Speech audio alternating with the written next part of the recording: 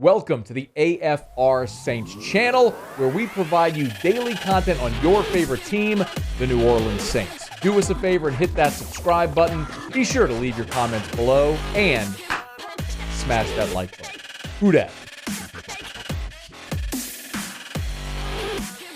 All right, let's just start with the thing everybody's talking about. So yesterday, I saw you on Twitter about it and everything. What's it like when you're in that situation post-game? The coach is obviously pissed, and you have to ask the question, and that back and forth happens? Well, you kind of gauge his mood really early, and we knew he was going to be mad the second he walked up, because he walked up like we weren't even all there. Half the reporters weren't downstairs yet, and then he said he was going to be quick, so you could just tell it was going to be like dodging bullets, basically. So you just don't take it personally, I guess. Like, I asked the question, then he didn't like it. To be fair to him, I asked him about the roughing the passer call, and it's hard to answer this question sometimes because you're going to get fined. So he didn't answer, and then I wanted kind of his opinion on it a little bit. Like, he didn't have to criticize it, but I wanted to know what he thought the flag was for, and he interrupted me and said, "Do you want my opinion on it?" And I said, "Well, if you're asking, yes." And then he said, "I'm not going to give you my opinion." Yeah. So you're kind of like laughing, like, why did you ask me that then? And so then you kind of just keep going. But, yeah, it makes for a great soundbite, I guess. They put it on Sunday Night Football leading up to the game, and I was just looking at the TV, like, do I have to hear my own voice reflected on these press box TVs? You gotta laugh. You gotta laugh. Yeah, I mean, it's an impossible situation when you're in that kind of environment. But when you look at the game itself, Kat, I mean, we've talked a lot about today the obvious ones: the missed PATs, the false start on Troutman, the roughing was obviously terrible. The fumble by Deontay Harris started the second half. When you pull back from the game at the 10,000-foot view, do you put more of the result on the Saints' missteps, or are they just not good enough to beat a team like Tennessee right now in this NFL? In a weird way, I was kind of debating this with some of the other reporters. I said I was encouraged by it because they made all these mistakes and they still were in the game against a very, very good team who is going to make the playoffs.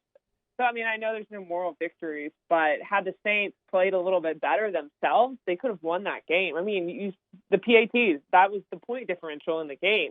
So you look at these little things and think, okay, well, one thing goes their way and maybe they win this game. But on the other side, I mean, this is 2 straight weeks that we're talking about where the Saints just make these mistakes and lose and try to come back in the fourth quarter, and it's not good enough. They don't have margin for error anymore. They're playing some very good teams down the stretch. They don't have Alvin Kamara, so they're going to have to be perfect. And I don't know if this team is capable of it or not, but I do think that they'll surprise us a few times in the next few weeks and win some games that people might think they're not going to win. Maybe they should just burn the black pants. They don't ever win when they wear black pants. Do you agree? Can we at least agree on that? Burn the black pants? I never keep track of that, but everyone on the eagle-eyed people on Twitter always know like every single statistic about the uniforms, and I like the color rush uniforms. So Why don't we just stick with those? Seriously, make them permanent. They're phenomenal. Kat Terrell's with us.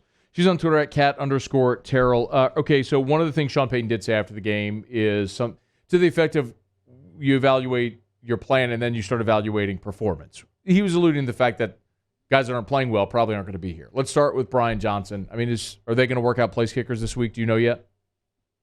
I don't know yet. I have asked a little bit, and I haven't gotten a response yet in between flights, but I think they have to.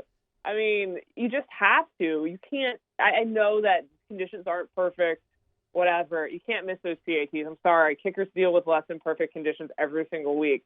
If the Ravens kicker, everyone points out Jake Verity. If he's healthy, like, why don't you go sign him or just look at other options? I just think that you can't be missing PATs, not week after week. So, Kat, there have to be other players as well. I mean, understandably, like the cavalry's not really on the way, but who else might? Look, you cover Sean Payton, you listen to him, you cover this team. Who else might he have been talking about yesterday? I absolutely think he was talking about Adam Troutman, but the problem is that, I guess you could say Nick Vannett plays instead of Troutman, but Vannett is a very different player than Troutman. They do different things, so I don't know that that's just an easy swap.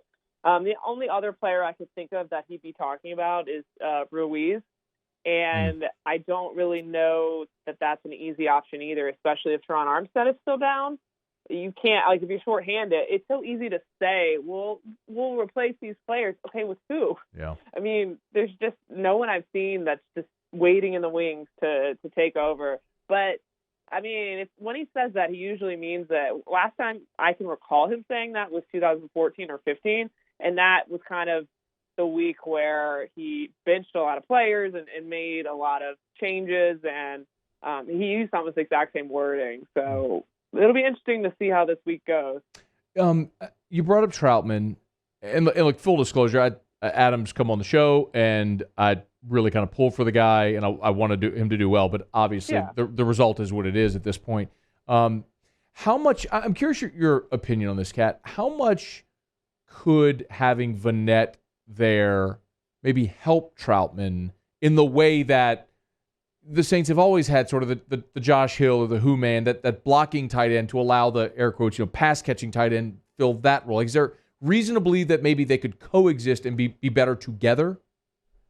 Yeah, I really do think so. I wrote about it in a story the other day.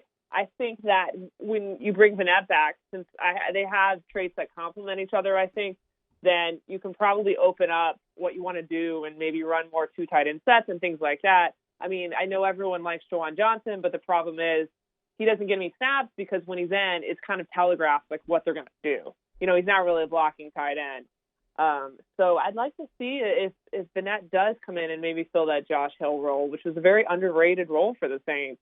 I mean, I think at the least the Saints are going to have to try it. I mean, if you can't bench people, if there's no one to bench, then you got to try something else. So wouldn't be surprised if Vanette is up next week, and maybe they can do something different. But, I think that I know everyone's frustrated with Troutman because his mistakes are so visible, and I get it, but I don't think the Saints would be playing him 50-plus snaps a game if they didn't believe in him.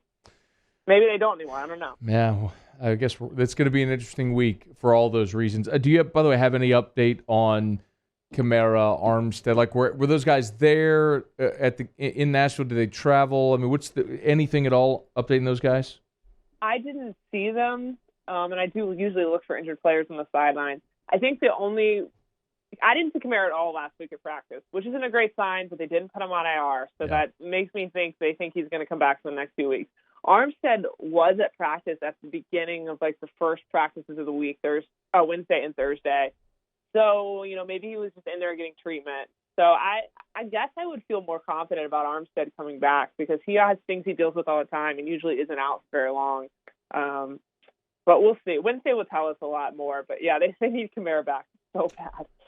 Yeah, I mean, they need much more than that. They definitely need Allen. Yeah. They need much more than that, too. I don't know that it's coming. Last thing, so they're 5-4. Let's just take assessment. They're just now past the halfway point. Odd when you're playing 17. We have to sort of recalibrate what 9 games means or 8 games means in our head. So 5-4, are they better, worse, or what you thought they'd be at this stage? Pretty much, I think what I thought they'd be. I always said, dating back to like June or July, that I saw them as their floor was, like a middle tier team, kind of like they've been in the past a few years ago, like are 7-9, 9-7. Obviously, that's 10-7 now, and I still see them as maybe a 10-win team. Although it's going to be difficult. They have a hard schedule ahead. Their only games that I look at it and see as very easy games, so to speak, are the Jets and Dolphins. So okay, say those are 2 wins, but then you got the Bills, Bucs, Cowboys. They've struggled with the Eagles before. You have the Panthers, who they played horrifically against a few months back. So there's not many games where I look at it and I say, oh, they've got that. So it's going to be up and down, I think. But I do think that they can get to 10 wins. And right now they would be the 6th seed in the playoffs. So I think they're going to hover around that for the next few weeks probably. Make sure you follow her on Twitter at @Cat_Terrell. Read her stuff over at The Athletic. We'll let you get on that plane. We appreciate a couple of minutes. Thanks for squeezing us in. Yep, anytime. Hey, thanks so much for watching. Please leave your comments. I love to interact. And be sure to hit the red subscribe button below.